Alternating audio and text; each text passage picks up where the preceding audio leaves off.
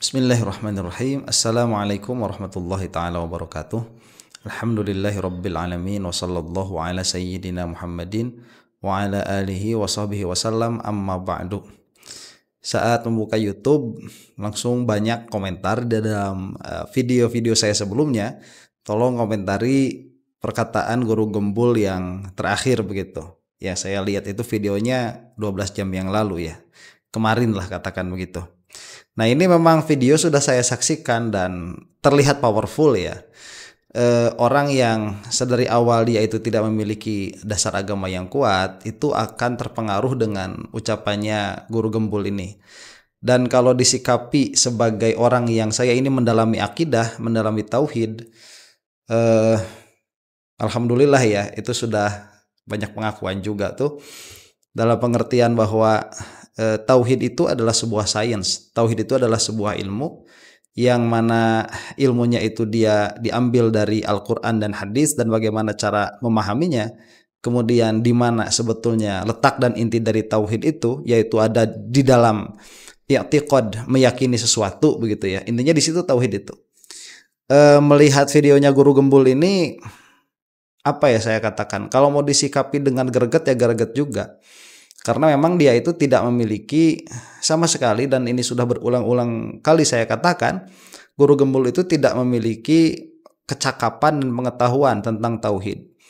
Malah kalau misalkan dia katakan nanti ba'alwi rame-rame murtad itu, atau ya judulnya seperti itu kalau tidak salah, saya katakan ini orang murtad teriak murtad. Akhirnya yang dia murtadkan sebetulnya mukmin begitu. Dia tuh tidak memiliki pengetahuan sama sekali di dalam hal itu. Nah, untuk mempersingkat waktu ya, kita akan saksikan dulu nih poin-poin yang sudah saya rangkum dari videonya yang bersangkutan. Kita simak saja langsung ya. Jadi kita akan membahas tentang bahaya Habib-Habib itu terhadap Indonesia, bahaya Habib terhadap Islam, dan bahaya Habib terhadap karakteristik pribadi orang yang mengikut pada alirannya. Nah, sebentar, itu 3 poinnya ya. Bahaya oknum Habib Ba'alwi terhadap Islam begitu. Itu yang sekarang. Jadi Ba'alwi ini bahaya terhadap Islam. Nah, sebetulnya guru gembul ini kan harus memiliki standing point dulu ya. Islam yang dia fahami, Islam yang dia anut itu Islam yang mana. Jadi baru kali ini sebetulnya kita itu mendapati bahaya sesuatu terhadap Islam itu dilihat dari kacamata keluarga. Ba'alwi itu keluarga loh ya. Dia terlepas lah kalau misalkan dikatakan itu adalah dzurriyyahnya Rasulullah atau bukan. Yang pasti Ba'alwi itu adalah suatu keluarga. Itu suatu bani yang mana mereka memiliki catatan yang sangat tua, catatan yang paling lengkap mungkin yang pernah ada, yang intisab kepada Rasulullah SAW dan belum pernah dipermasalahkan oleh para ulama sebelumnya. Nah, ini itu adalah Ba'alwi ya kalau kita definisikan. Nah, siapa guru gembul ini kok bisa menisbahkan bahaya Islam terhadap satu keluarga?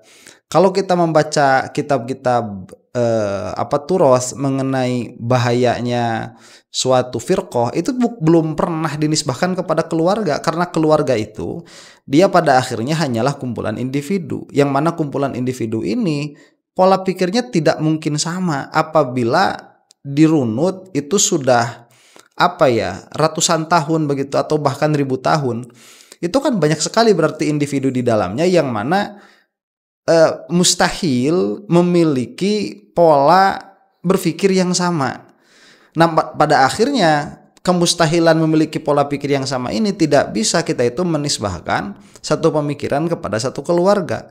Anda itu akan terheran-heran juga kalau misalkan agak akrab dengan Ba'alwi begitu ya. Saya ini sudah alhamdulillah sudah mulai banyak kenalan habaib itu.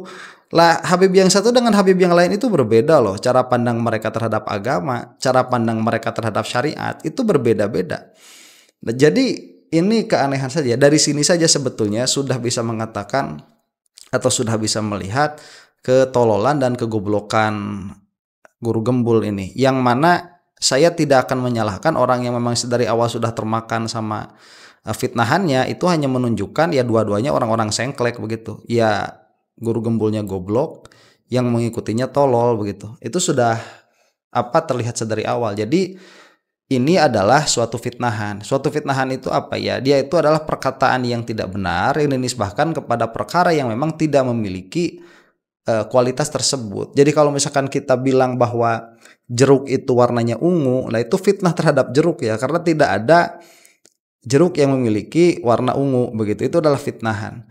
Nah, yang akan disebutkan oleh siapa si Gurgem di sini ini adalah fitnahan karena yang dia nisbahkan itu kepada seluruh Ba'alwi begitu. Sedangkan itu bukan posisinya Ba'alwi yang akan kita saksikan ini. Nah, kita bahas tentang sekarang ini masalah yang mereka timbulkan terhadap ajaran agama Islam.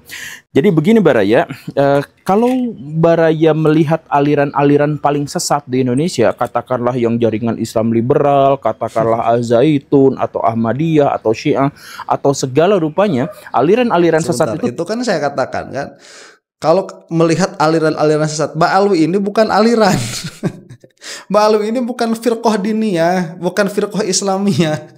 Ba'alwi ini adalah keluarga begitu. Jadi kan dia sendiri yang tanakud dengan perkataan dia sendiri. Itu sudah disaksikan tuh. Tidak ada satupun di antara mereka yang berani mengganti nama Tuhan. Karena tidak ada satupun dari mereka yang berani mengganti nama Tuhan. Itu maksudnya apa? Nanti yang bersangkutan ini si tolol ini akan menjelaskan bahwa mengganti nama Tuhan itu dalam pengertian bahwa Bari Ba'alwi itu mengganti hajat, jadi mengganti pemenuhan hajat kepada keluarga-keluarga mereka. Jadi kalau misalkan mau dapat jodoh katakanlah begitu ya, rezeki yang banyak, itu tinggal minta sama Ba'alwi. Ini ada nih. Ya karena kalau misalkan dalam perspektif Islam meminta pada selain Allah, apalagi kepada kuburan dan foto, itu sudah fix murtad. Jadi di dalam Islam apa katanya tadi? Atau segala rupanya aliran-aliran sesat itu tidak ada satupun di antara mereka yang berani mengganti nama Tuhan. Karena apa? Ya karena kalau misalkan dalam perspektif Islam meminta pada selain Allah, apalagi kepada kuburan dan foto, itu sudah fix murtad. Meminta kepada selain Allah apalagi kepada kuburan dan foto itu fix murtad. Dari mana saya harus mulai ya? Saya udah agak males sebetulnya ngobrolin si Gurgem ini. Ya kalau misalkan orang sekarang punya terpengaruh begitu ya oleh pikiran Gurgem, atau tidak terpengaruh lah satu frekuensi. Mungkin kalau terpengaruh secara mendasar mungkin tidak bakalan terjadi begitu ya. Ini satu frekuensi, ya sudah, itu kebodohan mereka saja. Memang orang-orang yang tidak mau belajar begitu. Jadi kalau misalkan mengatakan murtad atau tidak, riddah atau tidak, itu kamu cari di belakang. Saya sering membacakan kitab namanya Al-I'lam bi Qawatinil Islam.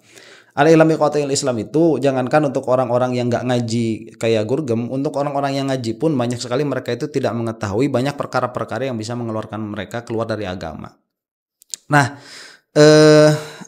patokan Gurgem mengatakan di dalam Islam tatkala meminta kepada selain Allah itu murtad di mana? Jadi apabila meminta kepada selain Allah itu kan meminta sama orang tua juga, orang tua kan selain Allah. Meminta kepada suami juga kayak itu selain Allah. Dulu para sahabat itu suka meminta dilapangkan rezeki kepada siapa? Kepada Rasulullah. Itu pun kan kepada selain Allah. Kemudian ada tawasul yang dilaksanakan oleh beberapa sahabat terhadap kuburannya Rasulullah SAW, atau bahkan terhadap Al-Abbas ya, salah satu keluarganya Nabi Muhammad SAW. Itu terjadi begitu ya dari dahulu. Jadi masalahnya itu bukan meminta atau tidak, masalahnya itu di dalam yang memberi manfaat dan yang memberi madorot. Di dalam hakikat itu pembahasannya ada di dalam wahdaniyat fil af'al. Kalau di kita, saya tidak tahu ini saya berbicara audiens kepada siapa ya. Jadi kadang-kadang video yang seperti ini saya itu suka bingung menetapkan audiens perkataan saya ini. Karena kalau misalkan orang-orang yang sedari awal mereka itu belajar akidah, belajar agama dengan baik dan benar, itu untuk apa juga saya berbicara kepada orang seperti itu? Karena perkataan Gurgem ini pasti nggak bakalan pengaruh juga begitu. Dan kalau misalkan audiens saya ini adalah orang-orang yang memang menggandrungi omongan busuknya si Guru Gembul, percuma juga saya mengatakan hal ini apabila mereka itu tidak mengetahui sedari awal agama itu apa. Jadi kalau misalkan kita berbicara tentang agama ya, hal pertama kali yang membedakan yang beragama dengan yang tidak itu i'tiqad, tuh keyakinan. Jadi i'tiqad itu hati mengatakan kepada suatu proposisi, kepada suatu akidah, mengatakan tasdik atau takdzib, ya atau tidak. Kalau misalkan orang yang ateis itu kan tatkala ada proposisi Tuhan tidak ada, mereka itu membenarkannya. Kata hati mereka itu benar begitu. Kalau misalkan orang yang teis, orang yang percaya kepada adanya Tuhan, tatkala mengatakan satu proposisi yaitu Tuhan ada, dia mentasdik, kata dia itu benar, Tuhan itu ada. Nah, disitulah orang sudah berbeda di dalam agamanya, atau di dalam keadaan dia beragama atau tidak. Yang satu ateis, yang satu teis. Nah, nanti kalau misalkan kita sudah terus nanti ke bawah begitu ya mengkerucut, kita katakanlah Islam. Islam itu kan yang meyakini hanya satu ilah, yaitu Allah Subhanahu wa taala, dan Nabi Muhammad SAW ini adalah utusan Allah. Nah, di dalam cabang dari meyakini keesaan Allah Subhanahu, keesaan Tuhan, yang mana Tuhan itu adalah bernama Allah Subhanahu wa taala, yang mana dia itu mengutus Muhammad bin Abdullah sebagai utusannya. Di situ ada yang namanya wahdaniyat fil af'al. Jadi kita itu harus sebagai konsekuensi kita ini meyakini bahwa hanya satu-satunya Tuhan, yaitu Allah Subhanahu wa taala.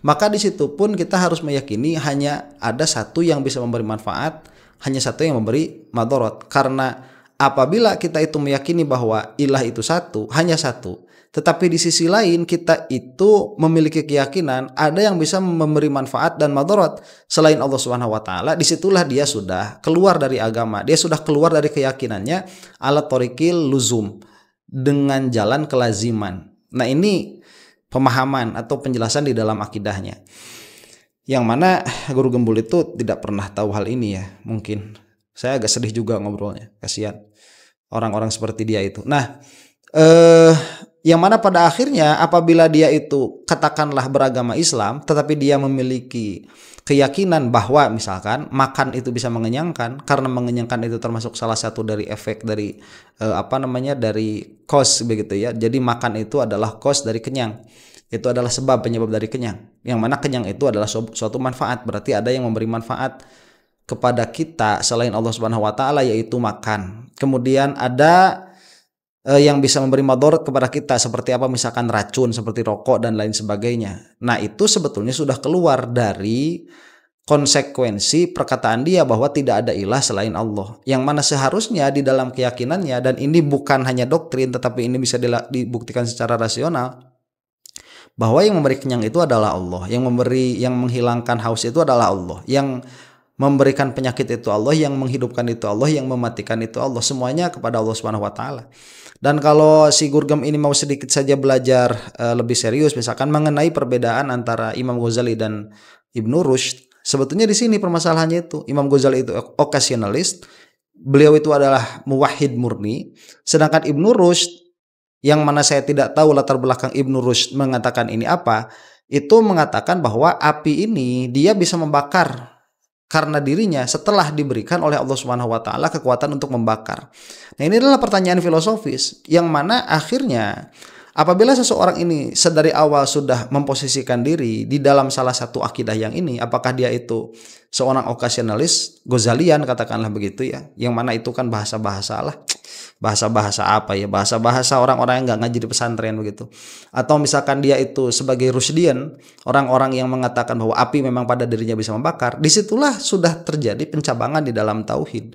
Yang mana kesananya begitu ya, apabila seseorang ini misalkan dia itu Ghazalian, dan saya beritahukan kepada Guru Gembul, perkataan Imam Ghazali di sini itu adalah perkataannya siapa? Ahlus Sunnah wal Jamaah. Jadi apabila dia itu tidak mengambil perkataan Imam Ghazali dalam hal ini, maka dia telah keluar dari Ahlus Sunnah wal Jamaah, dan itu sudah selesai begitu ya. Hanya orang-orang yang nggak ngaji saja yang mengatakan itu tidak selesai, nggak paham agama. Posisi kita ini ya di situ adanya, yaitu tidak ada yang bisa memberi manfaat, la nafi'a wa la dharra illallah. Tidak ada yang bisa memberi manfaat, tidak ada yang bisa memberi madarat kecuali Allah Subhanahu wa taala. Maka tatkala kita itu berkehidupan di dalam kehidupan sistem adat kita, yaitu di dalam kehidupan kita bekerja, kita makan, kita sholat dan lain sebagainya, maka kita itu menganggap perkara-perkara di situ hanya perkara-perkara adi, yang mana hakikatnya itu sudah selesai, hanya Allah Subhanahu wa taala. Di situ nanti i'tiqadnya. Perbuatan kita minta sama orang tua kita nih, minta uang misalkan. Nah, itu tatkala diberi oleh orang tua, itu hakikatuhu, kita itu tidak meminta kepada orang tua. Dan ini tidak seperti kalangannya orang-orang yang sufi bodong begitu ya, menganggap orang tua ini Tuhan. Kemudian menganggap dokter itu Tuhan, melihat dokter seperti melihat Tuhan, tidak seperti itu. Nah ini nuans. Jadi kesesatannya si Gurgem ini sudah terlalu dalam ya. Yang mana mungkinlah orang yang pesantren itu orang yang ngerti pasti tahu maksud perkataan saya ini kemana begitu ya, pasti tahu landasan di belakangnya juga. Jadi ini ya hanya membicarakan saja bahwa Guru Gembul ini sudah terlalu jauh kesesatannya, yang mana perkataannya itu pada akhirnya hanya mengatakan atau berbalut kepada fitnah, karena memang Bani Ba'alwi ini mengajarkan yang namanya tawasul, mengajarkan yang namanya ihda usawab, mengajarkan yang namanya syafaah, baik itu di dunia atau di akhirat, itu diajarkan, dan itu tidak bertentangan sama sekali dengan teologi, dengan Ahlus Sunnah wal Jamaah. Makanya kritiknya nanti kalau kita nih yang alim, kita yang belajar ilmu tauhid, kritiknya itu bukan terhadap apa-apa yang disampaikan oleh, katakanlah di sini kata Gurgem ini, oleh Bani Ba'alwi. Kenapa saya katakan demikian? Karena perkataan ini tidak maksus dikatakan oleh Bani Ba'alwi. Kamu itu Gurgem baca tuh kitab-kitab ya biar tahu. Itu sudah perkataan para ulama dari dulu begitu sebetulnya, antara tawasul, kemudian mencari syafaat begitu ya kepada orang-orang soleh, itu sudah dari dulu sebetulnya ada. Ini tidak terkhusus kepada Bani Ba'alwi saja lah, cuman si Gurgem ini ya taunya ini keluar dari Bani Ba'alwi. Jadi kritik kita itu bukan kepada apa yang dikeluarkan dalam pengertian pembicaraannya. Kritik kita itu kenapa hal seperti ini dibicarakan kepada orang-orang secara masif begitu. Akhirnya kan tadi orang yang faham, orang yang ngaji seperti kita ini itu tidak mempermasalahkan, tapi orang yang tololnya kebangetan kayak si Guru Gembul ini akhirnya mempermasalahkan, dan bukan malah menjadikan mereka itu tahu tentang tawasul, bukan malah memudahkan kehidupan mereka karena ada shortcut di dalam di dalam dunia adat ini ada shortcutnya. Bukan seperti itu, malah menjadi fitnah. Nah fitnahnya nanti bukan hanya kepada orang yang berbicara saja, tetapi fitnahnya malah kepada satu klan begitu. Itu kan saya seperti siapa yang sering mengatakan itu, Habib Jindan kalau nggak salah ya.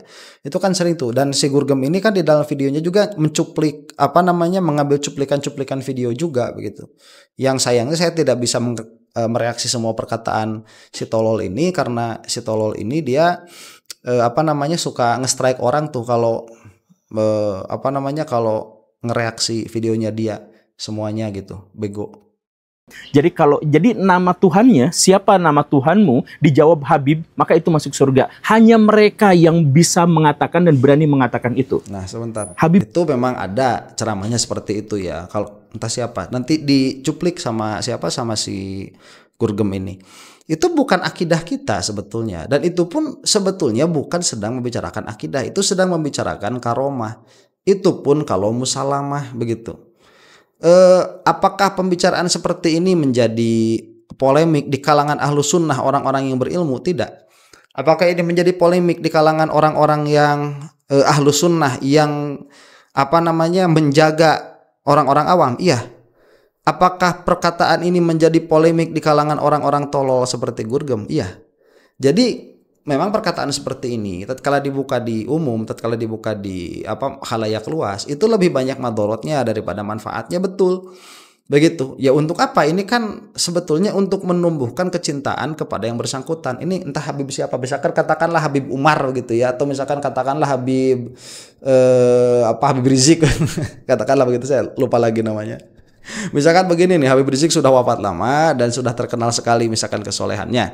Kemudian terhadap orang-orang yang memang setelah selesai tauhidnya, kemudian sedang membersihkan hati, kemudian sedang melihat. Jadi kisah-kisah seperti ini kan menunjukkan makom seseorang di sisi Allah Subhanahu wa taala.